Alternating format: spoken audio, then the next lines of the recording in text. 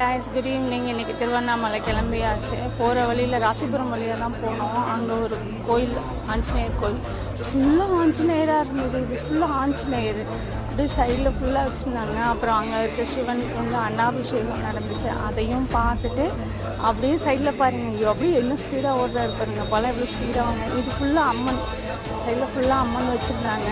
ஆஞ்சநேயர் கோயில் நல்லா இருந்துச்சு. இதுதான் நான் இந்த கோயிலை ஃபஸ்ட் டைம் பார்க்குறேன். அதுக்கப்புறம் சைடில் பாருங்கள் ஆஞ்சநேயர் இருப்பார். ஃபுல்லாக வெத்தலை மாலை போட்டிருந்தது, பார்க்குறதுக்கு நல்லா இருந்துச்சு. சாமி கும்பிட்டுட்டு அப்படியே கிளம்பியாச்சு. கிளம்பி திருவண்ணாமலை வந்தாச்சு. இங்கே பாருங்கள் ஆஞ்சநேயர் எவ்வளோ அழகாக இருக்காரு பார்க்குறதுக்கு.